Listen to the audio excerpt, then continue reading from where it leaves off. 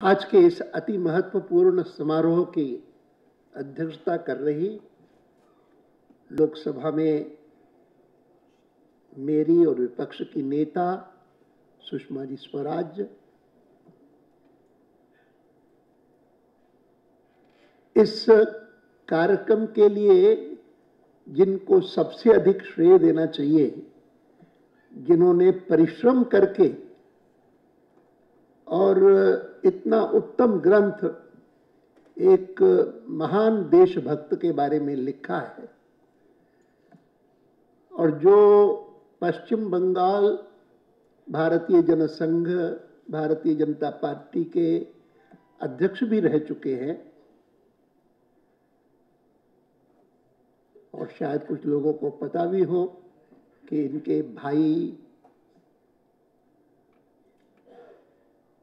केंद्रीय मंत्रिमंडल के सदस्य भी रह चुके हैं। वैसे नहीं कि जो जैसे डॉक्टर मुखर्जी के लिए बताया गया कि वो भी कांग्रेस में किसी समय थे।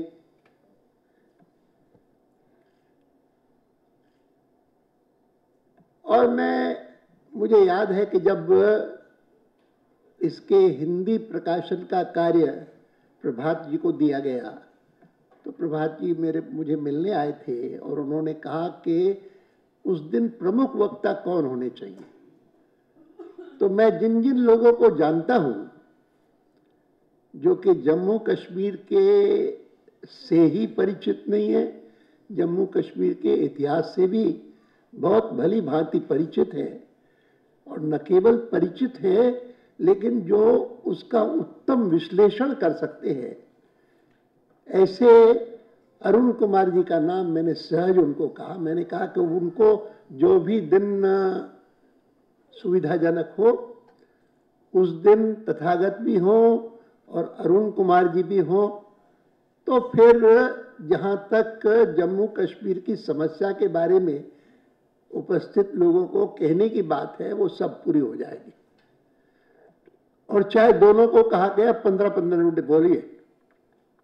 15 मिनट में तथागत राय ने अपनी पूरी पुस्तक का सारांश हमारे सामने रख दिया, और 15 मिनट में ही अरुण कुमार जी ने कितनी विडंबनाएं हैं जो आज तक भी कायम हैं, और इस पुस्तक को पढ़ने के बाद हमारा दायित्व बनेगा कि हम उन विडंबनाओं को दूर करवाएं। बहुत कुछ हुआ है, और बहुत कुछ जो हुआ है वो डॉक्टर श्यामा प्रसाद मुखर्जी के बलिदान के कारण ही हुआ। मुझे स्मरण है कि जब भारतीय जनसंघ की स्थापना हुई, और देखिए संयोग कैसा है कि आज 26 तारीख है, जो प्रभात जी ने चुना इसलिए कि उस दिन विलय हुआ था, और आज से 5 दिन पहले 21 अक्टूबर 1951 को भारतीय जनसंघ की स्थापना की डॉक्टर श्यामा प्रसाद मुखर्जी ने। और उस दिन एक स्कूल है यहाँ पर दिल्ली में, उस स्कूल में, छोटे से स्कूल में शायद 1000 लोग दिल्ली से ही थे और 500 लोग बाहर से आए थे, या 1000 लोग बाहर से आए थे, 500 लोग दिल्ली से ही थे। उस स्कूल में भारतीय जनसंघ की स्थापना हुई। शाम को सार्वजनिक सभा में डॉक्टर श्यामा प्रसाद मुखर्जी ने इस बात का उल्लेख किया कि आज 21 अक्टूबर वही दिन है जिस दिन सुभाष चंद्र बोस ने आईएनए की स्थापना की थी, Indian national army, Azad Hind फौज की स्थापना भी उसी दिन हुई थी। यद्यपि इस पुस्तक में उस बात का भी उल्लेख है कि डॉक्टर मुखर्जी सुभाष बोस की इस दृष्टि से सहमत नहीं थे कि दुश्मन का दुश्मन हमारा दोस्त, और इसीलिए अगर जर्मनी और जापान आज अंग्रेजों के खिलाफ हैं तो वो हमारे दोस्त हो गए। इसका भी उल्लेख है, मैंने इसी पुस्तक में पढ़ा, नहीं तो मैं नहीं जानता था। और कैसा दुर्दैव है कि जिन 3 देशभक्तों ने भारत को आजादी दिलाने में बहुत महत्वपूर्ण भूमिका निभाई और आजादी प्राप्त होने के बाद भी वह देश एक बना रहे, उस देश के सब लोगों के साथ न्याय होता रहे, इसके लिए भी पूरी कोशिश की। वे तीनों लोग, तीनों पुरुष, तीनों देशभक्त, तीनों महापुरुष, वे स्वतंत्रता प्राप्ति के बाद अधिक दिन तक नहीं टिके। महात्मा गांधी जी का सबसे पहले देहांत हुआ 1948 में ही। उसके बाद सरदार वल्लभ भाई पटेल 1950 में गए और डॉक्टर श्यामा प्रसाद मुखर्जी 1953 में गए। शुरू के आरंभिक वर्षों में ही वो हमसे अलग हो गए तीनों, और तीनों का अद्भुत योगदान है। मैं कभी कभी इससे पहले कई बार सरदार पटेल के बारे में सोचता था तो सोचता था कि उनकी बहुत तारीफ होती है कि महापुरुष ऐसे थे, और कोई बिस्मार्क से तुलना करता है, ऐसे करता है, उसके करता है। जर्मनी का उदाहरण देते हैं कि इतने रजवाड़े थे, उनको मिला है। कहाँ जर्मनी और कहाँ उन्होंने जो कुछ प्राप्त किया यहाँ पर। यहाँ तो ऐसी स्थिति थी कि 1947 में, जिसको कह सकते हैं कि दुनिया भर में हिंसा, हत्या, उसके साथ जुड़ा हुआ इतना मैसिव वायलेंट मास माइग्रेशन कभी नहीं हुआ होगा। कोई दृश्य देखे वो हमने देखे हैं, लेकिन जिन्होंने फिल्में भी देखी हैं कि किस प्रकार से ट्रेनें आती थी और लाशों से लदी हुई आती थी, लदी हुई जाती थी, वो काल कितना भयंकर था। और उन सारे विस्थापित लोगों का प्रबंध करना। फिर मैं सब जो भी पुस्तकें पढ़ने के दिलचस्पी रखते हैं, मैं उनको कहा करता हूं कि सरदार वल्लभ भाई पटेल के जो अनन्य सहायक थे उस पूरे काल में, जिनके जिम्मे स्टेट्स डिपार्टमेंट जो था, he was secretary of states, उस वीपी मेनन की 2 पुस्तकें हैं। एक the story of the transfer of power और दूसरी the story of integration of states. ये 2 पुस्तकें कोई पढ़े तो चकित हो जाएगा कि जिस व्यक्ति को गृह मंत्रालय का दायित्व अगस्त 47 में मिला और अगस्त 47 के बाद से लेकर के, और जिसका देहांत 1950 में हो गया, 3.5 साल में ये सारी चीजें कर पाना। और उसके मैं अभी इन्हीं दिनों में एक जर्मन लेखिका की पुस्तक पढ़ रहा था, जिस जर्मन लेखिका की पुस्तक वो है, जिसका नाम है Indian summer, the secret story of the end of an empire.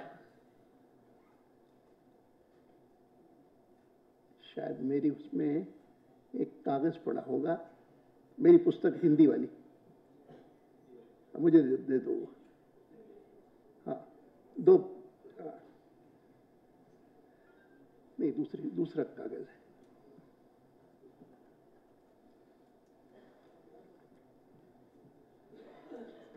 उस जर्मन लेखिका का नाम है एलेक्स वॉन तुंजलमान। मैं समझता हूं अलेक्जेंड्रिया कुछ होगा फुल नेम, हो सकता है, आई डोंट नो, हो सकता है एलेक्स नाम लिखते हो खाली। लेकिन उन्होंने इंटीग्रेशन ऑफ स्टेट्स का जिक्र करते हुए और किस प्रकार से हुआ, उस संदर्भ में उन्होंने सरदार पटेल के साथ साथ श्रेय दिया है तो माउंटबेटन को भी दिया है कि उन्होंने प्रिंसेस, क्योंकि वो स्वयं प्रिंस थे, स्वयं एक राजशाही घराने के थे, इसीलिए वो ज्यादा प्रभावित कर सकते थे, उनकी बात मान लेते थे बहुत सारे लोग।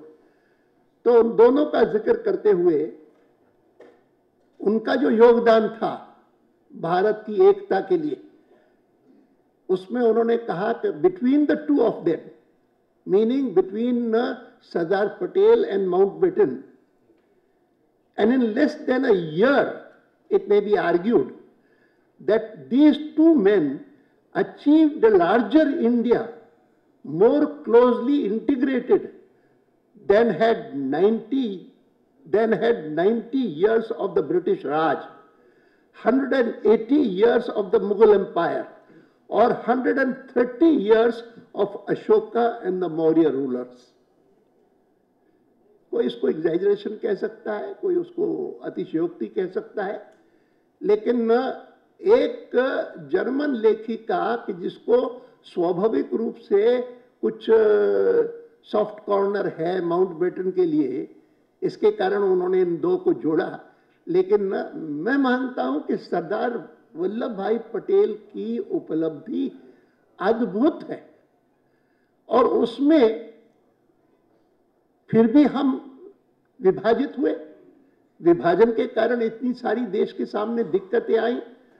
तो अगर किसी के ऊपर सबसे अधिक उसका प्रभाव पड़ा और जिसने एक नई पार्टी आरंभ करते ही पहले पहले अधिवेशन में उनको कहा कि हमको अगर कोई चिंता करनी है तो इस बात की करनी है कि हमने देश के दो टुकड़े होने दिए, अब इसके बाद कभी देश की एकता पर फिर से संकट ना आए, इसका प्रबंध करना है।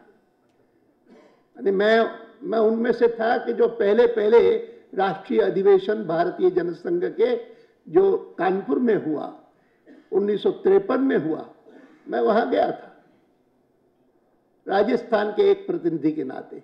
मैं उन दिनों में राजस्थान में था, और राजस्थान के एक प्रतिनिधि के नाते मैं कानपुर गया था।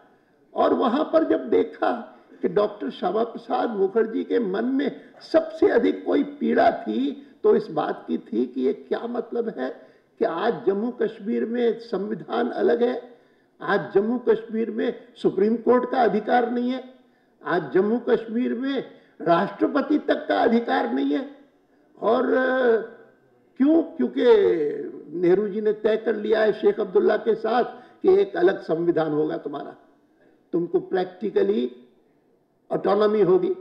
वो ऑटोनॉमी नहीं, वो तो इंडिपेंडेंस चाहते थे। और बहुत उन्होंने एक सार्वजनिक भाषण में कहा, शायद अपनी असेंबली में ही कहा, उन्होंने कहा the Indian parliament has no authority over Jammu and Kashmir. ये उनके वाक्य हैं और इसमें कोटेड है, उनका कोई अधिकार नहीं। तो इसीलिए मैं मानता हूं कि इस सारे 1951 में जब से भारतीय जनसंघ का जन्म हुआ, तब से लेकर के आज तक मैं भारतीय जनसंघ, या फिर आगे चल करके हम जनता पार्टी में गए, आज भारतीय जनता पार्टी के रूप में काम कर रहे हैं।